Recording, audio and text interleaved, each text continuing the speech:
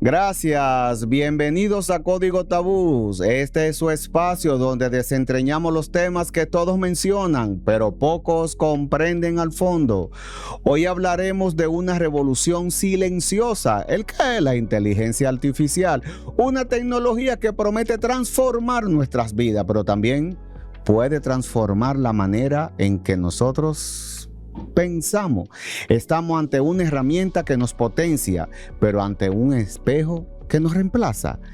Para entenderlo nos acompaña el licenciado Félix Tena de Sosa, autor de una serie de artículos, ensayos, libros, y ha escrito un interesante artículo sobre la inteligencia artificial y este especial que me llamó mucho la atención, el cual es el motivo para esta entrevista, para este podcast, que es Inteligencia Artificial y Pensamiento Crítico. Una reflexión profunda sobre los riesgos y las oportunidades de pensar como máquinas.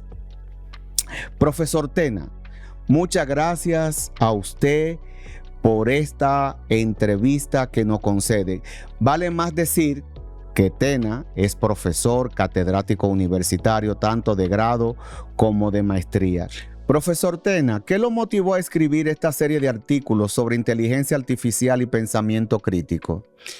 Bueno, la motivación para escribir estos artículos fue básicamente la experiencia como profesor y en los últimos 2 años, ver cómo la emergencia de la inteligencia artificial regenerativa había estado limitando las capacidades creativas de algunos estudiantes que utilizaban la herramienta para suplir su propia capacidad crítica a partir de simplemente presentarle alguna pregunta para que le elaborara un trabajo. Y esto se ha convertido en un problema importante para el rendimiento de los estudiantes y su propia capacidad de análisis. Pero al mismo tiempo también la potencialización de esta herramienta puede ser algo que nos ayude a desarrollar una buena capacidad crítica. Y entonces esa doble motivación, la idea de ver qué es lo que se está haciendo mal versus las posibilidades de cómo aprovechar esta herramienta, me inspiraron a elaborar esta serie de análisis, que es lo que intento compartir, digamos, en estos artículos. Ajá. Y como pude observar en su texto, usted lo describe como un testimonio intelectual y metodológico. ¿Qué significa eso en su proceso que usted reflexiona? Bueno, lo primero es indicar que me estoy refiriendo al primer de los artículos, donde se menciona la idea de que ese artículo va a ser una herramienta que va a trazar la metodología y el testimonio del trabajo. El testimonio, como bien ya señalaba, era la preocupación del por qué escribir esos artículos, que era esencialmente lo que ya he indicado sobre el problema de los estudiantes y cómo aprovechar la herramienta de manera positiva. Pero la metodología es cómo hacer los artículos, cómo estructurar una reflexión, que es una experiencia personal, pero que también es de alguna manera una herramienta que puede ser utilizada por los propios estudiantes, en el sentido de que parto de una premisa que sostiene Gustavo Zagrebelsky, un jurista italiano que fue presidente de la Corte Constitucional de su país, de que lo que es verdaderamente fundamental por el mero hecho de serlo no puede ser puesto, sino que debe ser presupuesto. Y que utilizo esa idea precisamente para sugerir que mis reflexiones sobre este tema van a ser presupuestas, pero donde yo presupongo esto, justamente en el primer artículo intento reflejar quiénes son los autores que me han inspirado y que han servido de zapata para mi reflexión. Pero también dejo en claro que no se trata simplemente de un collage de ideas de corta y pega, sino una reflexión propia, la necesidad de articular una propia voz que no opera en el vacío, sino que opera sobre las influencias intelectuales que han nutrido, digamos, el propio pensamiento. Y en mi caso estoy hablando de algo de hasta 20 años. En esos artículos yo evoco hasta un poema de Arthur Rimbaud, mi poeta favorito, que aprendí hace 25 años, El barco ebrio, como metáfora de la desorientación en la que quedan los estudiantes que utilizan esta herramienta sin un adecuado ejercicio de análisis. Profesor, antes de entrar de lleno en los riesgos de la inteligencia artificial, ¿por qué usted considera que la filosofía es necesaria para hablar de inteligencia artificial en el siglo XXI? Bueno, en general, digamos, las personas cuando abordamos los problemas de nuestro entorno, siempre tendemos a utilizar las herramientas conceptuales, metodológicas, que están a nuestro alcance, es decir, las cosas con las que uno de alguna manera domina. Yo soy profesor de filosofía del derecho, profesor de derechos humanos y derecho constitucional, así que me resulta muy difícil visualizar un problema como el de la inteligencia artificial al margen de las herramientas que me son, digamos, familiares en mi actividad docente tradicional. Entonces, para hacer un análisis de este tipo, yo no me fui a buscar los libros, los autores que están en boga en este momento abordando el problema de la inteligencia artificial, sino ir directamente a los clásicos. Ver cómo de alguna manera los pensadores tradicionales, las ideas que han estado desarrollándose a través de 2000 años de historia en nuestra cultura occidental, pueden tener algo que decirnos en este momento sobre la inteligencia artificial o sobre cómo usar la inteligencia artificial. Por eso es tan importante el pensamiento filosófico. Entonces yo no me puedo desprender de la influencia que en mí personalmente han tenido, digamos, autores como Aristóteles con su ética de las virtudes. No puedo desprenderme de los imperativos categóricos de Kant y de la metafísica de las costumbres, o ideas como la de tabula rasa, por ejemplo, que aprendimos con el empirismo conceptual de John Locke. Por mencionar, digamos, autores clásicos. Entonces, todo ese andamiaje conceptual, de alguna manera, he intentado aprovecharlo para hacer una reflexión sobre un problema actual, un problema, digamos, de nuestra generación, que es la emergencia de la inteligencia artificial. Quiero citar una parte aquí de su artículo. La irrupción de la inteligencia artificial ha supuesto un cambio de paradigma. No solo transforma las herramientas, sino la ecología misma del conocimiento. En sus artículos usted advierte sobre el uso pasivo de la inteligencia artificial. Esa idea me parece crucial. Pero ¿cómo define ese uso pasivo y por qué considera usted que representa un peligro real para el pensamiento crítico? Bueno, lo primero que hay que indicar es que la idea del uso pasivo precisamente viene sobre la premisa de la delegación conceptual. La idea de que el ser humano delegue su capacidad crítica, su capacidad creativa en una herramienta. Entonces, ese es el problema del uso creativo. Lo que intentamos proteger cuando se advierte el uso pasivo de la inteligencia artificial es la capacidad de la agencia intelectual, es decir, la capacidad que tiene el ser humano de pensar, de dirigir su propia voz crítica y de poder articular y reflexionar sobre sí mismo y sobre su entorno.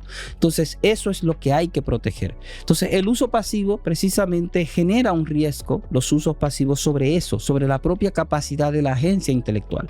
Y ahí yo identifico varios riesgos de uso pasivo. Los dos principales son riesgos de naturaleza objetiva y riesgos de naturaleza pasiva, subjetiva. El primero es la propia atrofia del conocimiento en sí mismo, bajo la emergencia de lo que yo he denominado conocimiento inorgánico, para contraponerlo al conocimiento orgánico que es producido por el ser humano con sus capacidades analíticas naturales.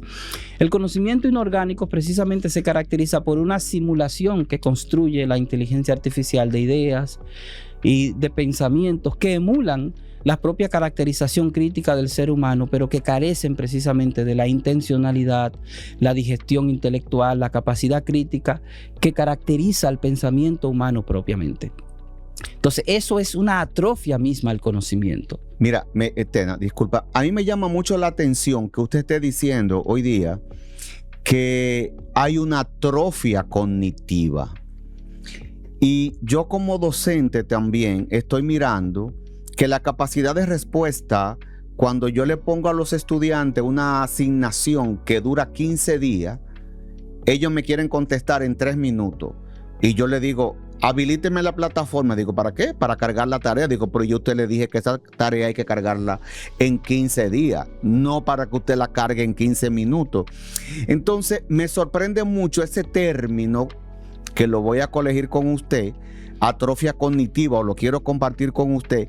Pero ¿cómo podemos nosotros detectar esa atrofia cognitiva o cómo se manifiesta en los estudiantes esa atrofia cognitiva tal cual usted lo expresa en sus artículos?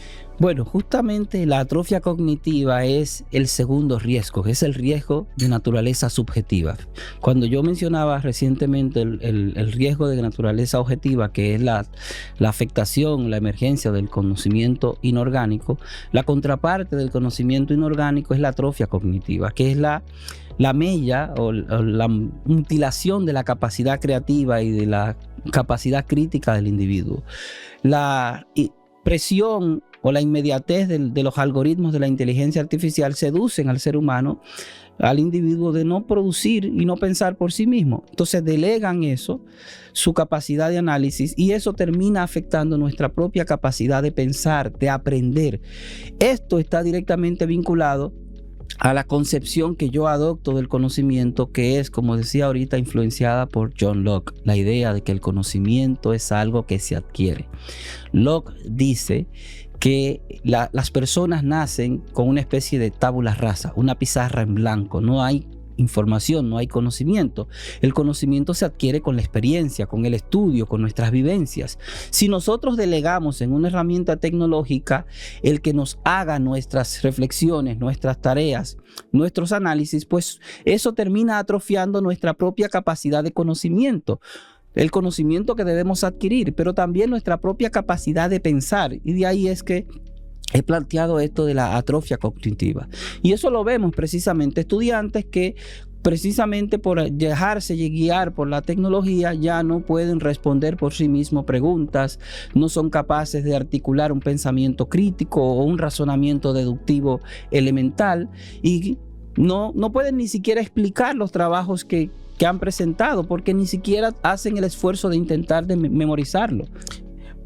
Profesor, ¿no será que el mismo sistema educativo actual está empujando o está delegando este modelo sin querer o queriendo? Sin querer queriendo o queriendo sin querer. Yo no estoy seguro de si sea un problema del sistema actual como tal, del modelo educativo, porque quiero dejar... Perdón, antes que me responda, porque si nos vamos a Finlandia, que es el referente, ya Finlandia retiró en el sistema de modelo educativo básico, o sea, de niños a básica hasta los 14 años, ya retiró los celulares y las tablets, volvió a los libros. Yo pienso que en la educación primaria la tecnología no es adecuada, y en la universidad hay que utilizarla con mucho cuidado, digamos, con una buena ética institucionalizada para el uso responsable, que es lo que trato en el tercer artículo, pero también con una metodología para utilizarla. Pero yo no estoy seguro de si es un problema del propio sistema educativo, pero sí hay algo en el entorno. La tecnología nos mueve de manera natural a una pasividad. Entonces la responsabilidad del individuo, la agencia intelectual, es precisamente resistir esa tentación del uso pasivo, esa tentación de simplificarme la vida, desmontar el cerebro para yo no tener que pensar cuando tengo que elaborar una tarea. Me han dado 15 días, pero si yo le puedo dar un comando a una inteligencia artificial, hacerle una pregunta, y en 15 minutos ya yo tengo maquillado un trabajo, yo me ahorré 14 días. El problema es que esos 14 días que yo me estoy ahorrando en la elaboración del trabajo, en realidad son 14 días de análisis, de experiencia, de reflexión, que me pueden ayudar a tener un aprendizaje significativo. Y eso es lo que está en riesgo. Hemos utilizado el escenario de la universidad, quiero aclarar, como el ejemplo por ser el espacio que detona esta reflexión, pero eso es un problema que está más allá de la universidad. Ok, mira, me impactó mucho una de sus frases, y a partir de esa frase quiero hacer dos preguntas a la vez. La comodidad es el enemigo silencioso de la creatividad. ¿Cree usted que la inmediatez digital nos está robando la capacidad de equivocarnos, de dudar, de esforzarnos? ¿Cómo entonces podemos recuperar esa digestión intelectual que usted defiende? Bueno, la cuestión es evidente, digamos. La creatividad siempre ha surgido de la lucha, de la dificultad. Eso es, digamos, está documentado. Todos los grandes escritores a través de la historia siempre han tenido situaciones existenciales, complejidades, que son las que desatan sus episodios creativos.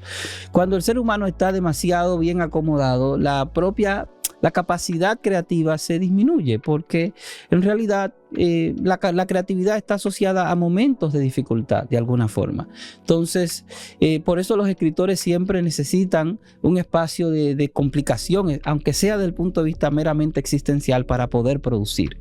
Porque desde que uno está demasiado cómodo, como que la necesidad de pensar mucho, de articular, el pensamiento profundo tiende a atenuarse.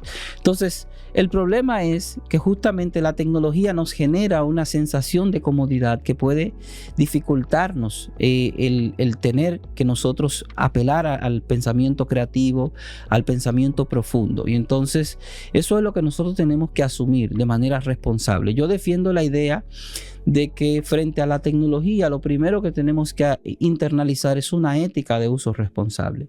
Una ética de uso responsable que parte o se fundamenta en 3 presupuestos esenciales. El primero, y es elemental, es un presupuesto epistémico de conocimiento, y es que yo tengo que tener un conocimiento, aún sea en ciernes, de lo que yo voy a conversar con la inteligencia artificial, porque yo no puedo tener un diálogo constructivo desde la ignorancia. Es decir, yo no puedo ir a conversar con una herramienta tecnológica en ignorancia. ¿Por qué? Porque entonces no voy a estar en condiciones de poder determinar si lo que la inteligencia artificial me está respondiendo, el conocimiento que está generando, es correcto o es incorrecto. Si es un conocimiento orgánico, si me está filtrando lo que yo he denominado análisis fantasmas, que son estas reflexiones o alucinaciones que tiene la inteligencia artificial, que no tienen ninguna relación en principio con el tema, pero parecen que sí. Y si uno no está avispado del tema, se cuela, y le ha pasado a mucha gente. Hay gente que ha presentado informes, proyectos de escritos hasta en tribunales, hasta con leyes de otro país que no corresponden, y con leyes de otros países, o jurisprudencia inventada, que es peor, porque está bien una ley de otro país o una jurisprudencia de otro país, y le ha pasado a abogados y jueces que están fallando también con leyes de otros países. Bueno, esta mañana alguien me compartía, justamente en respuesta a uno de estos artículos, cómo una reconocida firma auditora a nivel mundial tiene que devolverle un dinero al gobierno de Australia por un informe de auditoría que usaron con inteligencia artificial, hicieron, y tiene muchísimos errores, datos erróneos, falsos, información inventada. Parece que el auditor en jefe del proyecto no se cercioró de la curación de la información. Entonces, por eso yo defiendo este primer elemento. Tenemos que saber de qué vamos a hablar con la inteligencia. No es que usted sea un experto, pero usted tiene que estudiar primero. Esa es la regla básica. Hay que ir a buscar, yo creo, disculpe profesor, yo estoy haciendo un doctorado en educación virtual e inteligencia artificial en la Broward International University of South of Florida. O sea, educación virtual en inteligencia artificial. Y allí todo lo que debemos hacer es con inteligencia artificial. Sin embargo, debemos verificar la fuente. No es que, o sea, todo lo hacemos con inteligencia artificial. Pero aquí no nos enseñan que hay inteligencia artificial para todo. No es ChatGPT. Hay inteligencia artificial para tú buscar bibliografía. Hay inteligencia artificial para tú buscar base de datos. Hay inteligencia artificial para tú buscar revistas indexadas. Hay una serie de inteligencia artificial, bueno, para la salud inclusive. Pero hablando de ética, profesor, en su análisis hay esperanza. Usted propone una ética de uso responsable. ¿Cuáles serían esos 3 pilares que usted comenzaba a hablar ahorita de esa ética? ¿Cómo se puede mantener la agencia intelectual cuando interactuamos con una IA que parece saberlo todo? Bueno, como venía diciendo, y si puede darnos un ejemplo concreto sobre ese uso, bueno, en el aula o trabajo.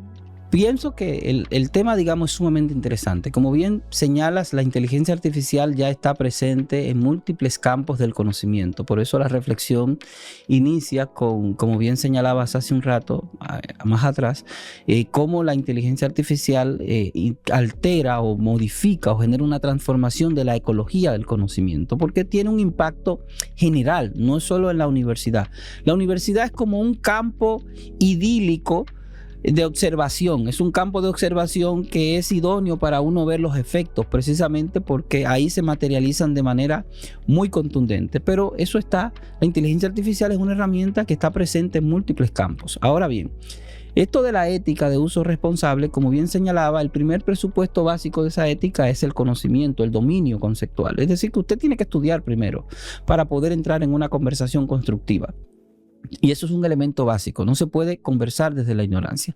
Lo segundo que yo intento defender en esa propuesta ética es la prudencia. Es decir, tenemos que ser prudentes en analizar, en ver la información que la IA genera. No podemos partir de una confianza de asumir que lo que la inteligencia nos está presentando es correcto. No, tenemos que tener la prudencia de tomar esta información con pinzas, como decimos en el argot popular. Eso yo lo tomo con pinzas. Entonces, la prudencia es un elemento. Y lo tercero es la pulcritud intelectual, que es la que nos previene de caer en la inmediatez del algoritmo, que es lo que le pasa a muchos estudiantes. ¿Por qué yo voy a esperar 15 días, voy a durar 15 días estudiando para hacer un trabajo, si eso yo lo puedo resolver en 15 minutos con una inteligencia artificial? Eso te afecta precisamente la inmediatez del algoritmo, y al final caemos en el fraude intelectual, que es lo que ocurre cuando yo me apropio sin hacer un ejercicio de digestión intelectual de la información que es ajena. Pero para que esa ética funcione, yo he tratado de diseñar justamente en la tesis siguiente, la tesis de la ética es la número 7, en la tesis número 8 yo defiendo una metodología conversacional, que es la procesualización de la cuestión ética. Al dominio conceptual, ¿cómo yo lo materializo en términos prácticos? Bueno, a través de la dirección conceptual. ¿Qué significa esto? Que cuando yo voy a interactuar con una IA, por ejemplo, si yo voy a hacer un trabajo sobre inteligencia artificial, como es el caso de este, yo tengo que tener una conversación sustanciada con las ideas que yo tengo para dirigir el resultado que yo espero con la inteligencia artificial. Yo tengo que dirigir, y eso implica que yo tengo que darle información. Mira, yo estoy pensando que la inteligencia artificial tiene estos riesgos, estas oportunidades. Yo le doy información a la inteligencia artificial para dialogar. Primer elemento. Hay muchas personas, doctor, ahí mismo, y disculpe que lo interrumpa, profesor, hay muchas personas que no saben el uso de la inteligencia artificial, que solamente creen que es: dime qué es el derecho y cuáles son las fuentes del derecho. La inteligencia artificial hay que entrenarla como si fuera un bebé que va creciendo, o como si fuera un animalito que tú estás entrenando hasta que ustedes se hagan amigos y ella te entienda a ti, entienda tu perfil y qué es lo que ustedes quieren, para que te pueda dar respuesta acorde a lo que tú estás buscando. Porque inclusive cuando tú pides un perfil tuyo, ella sabe el grado intelectual tuyo. Claro, es una herramienta de aprendizaje sintético, sin duda. Necesita hacer un ejercicio de entrenamiento. Pero el problema, digamos, es precisamente que esa potencialidad tenemos que asumirla con delicadeza. Yo tengo mis reservas con el uso en el contexto universitario, precisamente porque los estudiantes no tienden a desarrollar una metodología apropiada. Entonces, decía ahorita, justamente con esa preocupación, esa metodología, yo dirijo la conversación, yo reviso lo que produce la inteligencia artificial con cuidado, revisión crítica, es decir, yo verifico que lo que la inteligencia artificial me está respondiendo, el feedback que está adecuado. Si yo voy a hacer un ensayo, yo curo toda esa información, la corrijo, la trato de manera tal que refleje mi propio pensamiento. Y el tercer elemento es la digestión intelectual, como dice una palabrita que le he tomado al profesor Eduardo Jorge Prats de nuestra época de estudiante en la universidad, en la maestría de constitucional. El tema de que hay que digerir la información. La digestión intelectual. Entonces, ¿qué es la digestión intelectual? Es el último elemento, que es la contracara procesal, digamos, de la pulcritud intelectual. yo tengo que apropiarme de esa información y hacerla mía para poder internalizarla y por lo tanto que ella se integre en mi bagaje intelectual, en mi bagaje conceptual y pueda producirse el aprendizaje significativo. Porque si no, yo no estoy haciendo nada. Pero el problema fundamental es que no basta simplemente con entrenar a la inteligencia artificial, que evidentemente puede simular nuestros propios perfiles de respuestas en función de ese entrenamiento. El problema fundamental es que tenemos que dialogar con ella, insisto, desde el conocimiento, dándole información. Por ejemplo, yo he utilizado esta herramienta para digamos, hacer una labor de edición de trabajos. Cuando uno tiene un trabajo y en vez de tú esperar que un individuo te corrija faltas ortográficas, te diga, mira, esto está muy bien, voy a la IA. ¿Y cómo hago esto? Bueno, ahí esa es una de las primeras cosas que yo trato en el artículo. Yo concibo la inteligencia artificial como un mecanismo de desdoblamiento. Un mecanismo de desdoblamiento. ¿Qué hago? Aplicando a una herramienta, una preocupación filosófica antigua, la preocupación del diálogo socrático, el diálogo interno que recoge una politóloga, digamos, sumamente relevante, Hannah Arendt, en su libro La promesa política, cuando empieza a analizar la tradición del pensamiento político occidental, trae a Sócrates y dice, una de las cuestiones más importantes que tenemos para la reflexión y el pensamiento es esta herramienta. El ser humano se desdobla en una conversación consigo mismo, por eso es el diálogo de dos en uno. Y lo que yo intento reflejar es que el primer elemento es que nosotros tenemos que asumir que la inteligencia artificial debe ser un mecanismo de desdoblamiento para ese diálogo. Entonces, a través de ese diálogo yo puedo pulir mis ideas en bruto. Yo tengo ideas, no están bien articuladas. Mira, yo estoy pensando esto y le digo a la inteligencia artificial, estoy pensando ir a Código Tabú y tratar este tema. Me preocupa esto y esto. Organízame estas ideas de manera coherente. Bueno, pues ya yo te estoy dando una herramienta. Entonces yo estoy dialogando con la herramienta como si estuviera hablando conmigo mismo y estoy ahorrándome quizás un 30% del ejercicio que implica poner esto en papel de entrada y empezar yo mismo a articularlo. Pero ese es el primer paso. Luego yo tengo que tratar esa información. Claro. Segundo, esta herramienta me puede ayudar también para verificar los que se denominan los puntos ciegos. Cuando uno está haciendo un análisis, uno necesita que alguien muchas veces nos diga, mire, eso está muy bien, pero tú tienes que tomar en cuenta esto y esto otro. Eso es una herramienta en la que uno regularmente puede hacerlo con un amigo, una persona que domine el tema, pero no siempre tenemos esa oportunidad. Entonces, este mecanismo de desdoblamiento nos puede ayudar a hacer ese ejercicio, que es lo que nosotros denominamos de abogado del diablo. Es decir, ok, mira, este análisis yo lo he hecho. Dime a ver, ¿cuáles son las cosas que yo no he visto? ¿Qué problemas se advierten o qué críticas me pueden plantear? ¿Qué respuestas me pueden sacar por anticipado? ¿Para qué? Para que yo entonces vea esas nuevas aristas y pueda complementar mi propio análisis. Y lo último, y quizás lo más importante, es que a veces la inteligencia artificial incluso nos puede ayudar a hacernos conscientes de cuáles son nuestros propios referentes intelectuales, cuáles son las ideas que están pesando en nuestro análisis que nosotros mismos ni recordamos. Porque a veces el conocimiento, vuelvo y repito, con Locke no viene del aire, viene de la experiencia. Y uno, en mi caso, 25 años desde que empecé la universidad estudiando, leyendo, y uno termina internalizando un conjunto amplio de ideas y a uno se le olvida incluso de dónde vino una idea. Y la inteligencia artificial nos dice, ok, mira, tabula rasa, eso es John Locke. Ah, sí, es Locke. Ya. Yo incluso estaba confundido cuando escribía esto y pensaba que era Hume. Y la inteligencia artificial fue que me recordó, mira, Hume y Locke comparten el mismo matriz de pensamiento. Todo tu análisis es bien correcto, pero la tabula rasa en concreto es de John Locke.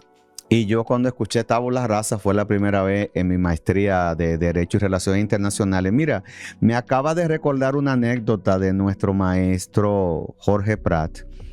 Y recuérdate que fue él nuestro primer profesor en la maestría de Derecho Constitucional, la primera Poder del Estado. La materia del profesor Eduardo Jorge Prat es como... Es pensamiento constitucional. Algo así. Es la primera materia de la Es la primera materia de la maestría. Perdónenos, fue en 2008. Sí, 2008. O 2007, porque terminó en el 2009. Y no, empezó en 2008, sí, Sí. yo recuerdo. Y yo recuerdo la primera tarea que me sorprendió muchísimo cuando él dijo, una tarea que nos mandó a hacer, así como con 5 libros, para que le sacáramos copia. Y él dijo, yo quiero hacerle una pregunta. ¿A ustedes les gustan las canciones de Sonia Braga, las películas de Sonia Braga? Todo el mundo, sí. ¿Ustedes han escuchado Bossa Nova? Sí. ¿Ustedes han comido bacalao? Sí. Pues entonces ustedes pueden leer todos estos libros en portugués y hacerme un ensayo. ¿Tú te acuerdas de eso? Sí. Recuerdo claramente que había varias lecturas en portugués para hacer el ensayo en español. Ya ustedes saben. Jorge retador. Prat, un saludo. Es un personaje, un eminente jurista, constitucionalista, igual que mi maestro Cristóbal Rodríguez. Vamos a continuar con Código Tabú y no salirnos aquí del tema. Fíjate, ya estamos dando cierre a este programa y tocas un tema sobre sociedad, poder y pensamiento. ¿Cómo pueden los algoritmos influir en lo que pensamos sin que nos demos cuenta? Fíjate, hasta ahora hemos estado hablando de los problemas que genera la inteligencia artificial o de los riesgos que puede generar primero al propio conocimiento en sí mismo, un problema objetivo, los riesgos subjetivos de la atrofia cognitiva, pero hay un problema de carácter social y es justamente cómo los algoritmos generan unos sesgos que tienden a uniformar el conocimiento.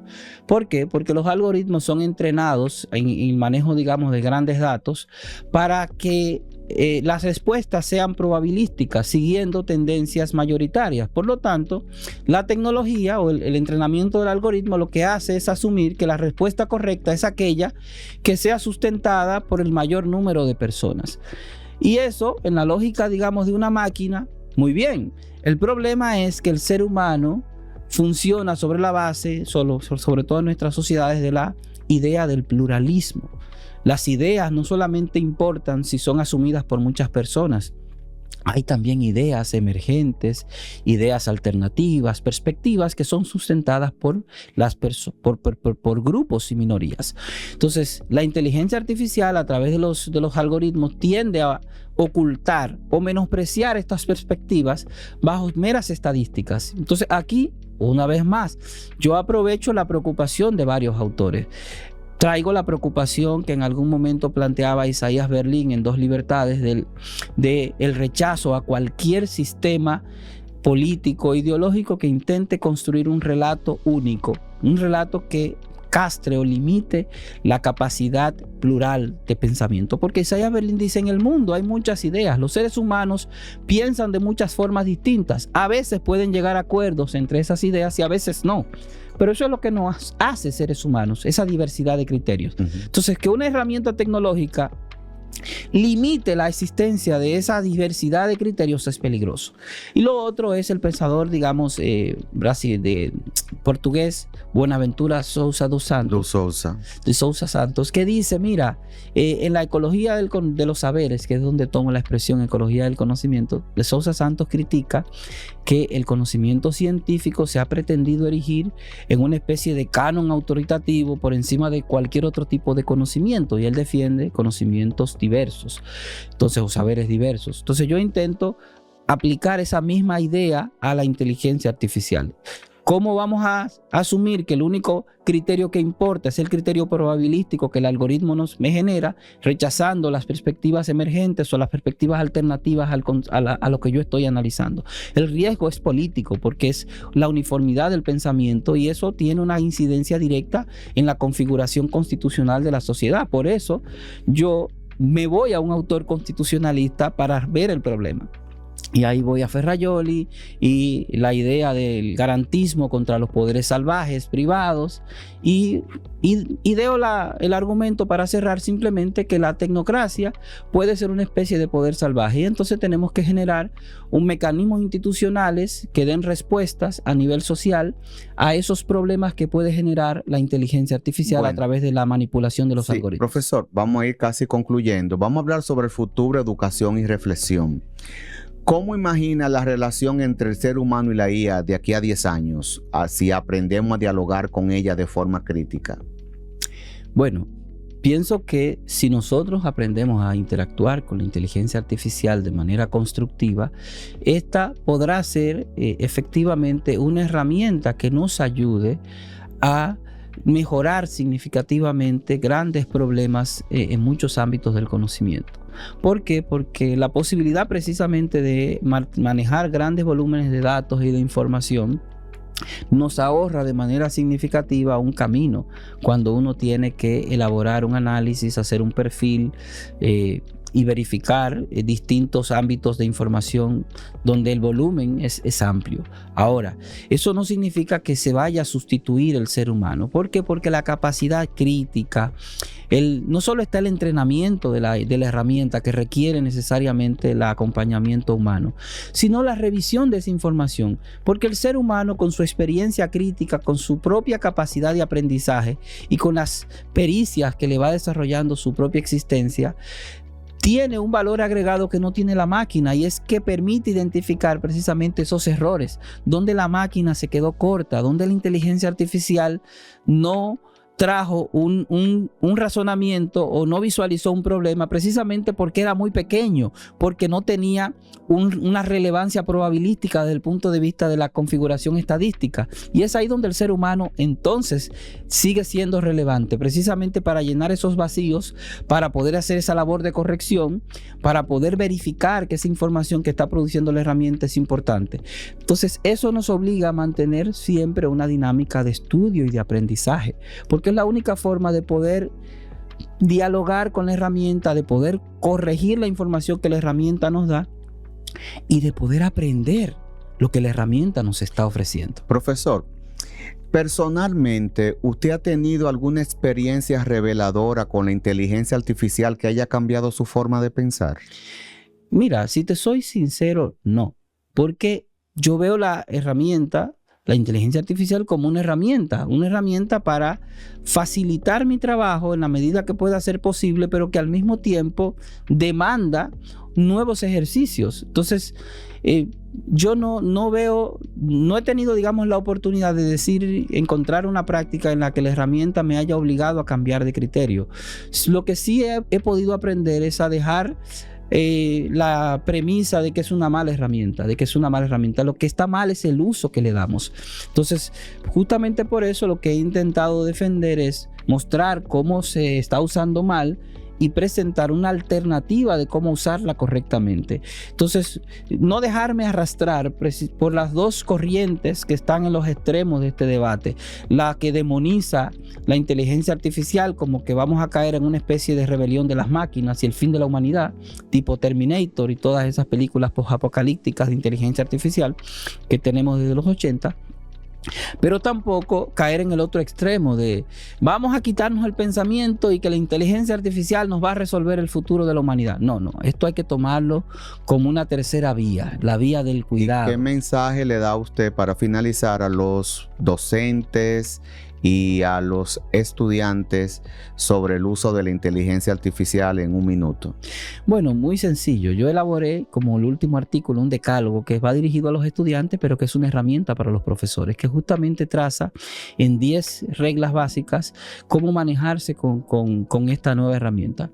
Las 10 reglas ya estaban desde antes de que apareciera la inteligencia artificial, pero yo he cambiado y he agregado 2 justamente para eso. Una sobre cómo no usarla de manera incorrecta y otra cómo usarla de manera correcta. La inteligencia artificial es una oportunidad invaluable, pero tenemos que aprender a usarla como docentes y como estudiantes. Entonces, ese es el reto que tenemos de frente, cómo poder aprovechar las potencialidades de la herramienta sin desmontar el cerebro, porque ese es el reto. No podemos dejar que nuestro cerebro se pierda en el camino.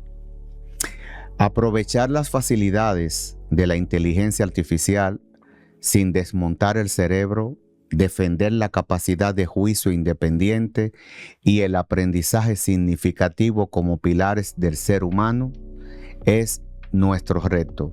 Profesor Tena de Sosa, gracias por usted acompañarnos en este episodio de Código tabú.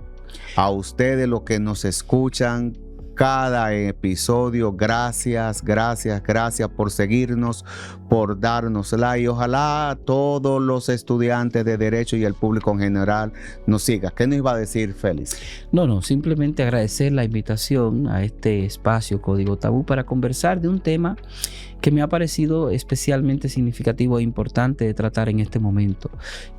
Como profesor, como permanente estudiante de la vida y del derecho, que esta herramienta, digamos, sea utilizada de manera correcta es lo que me inspira a escribir esta reflexión, y hoy compartirla a través de este espacio sin duda es muy gratificante. Gracias, Felistena, por recordarnos que la inteligencia artificial más importante sigue siendo aquella que, voy a poner aquí signo de interrogación, la que cuestiona. Si no cuestionamos todo, tenemos problemas.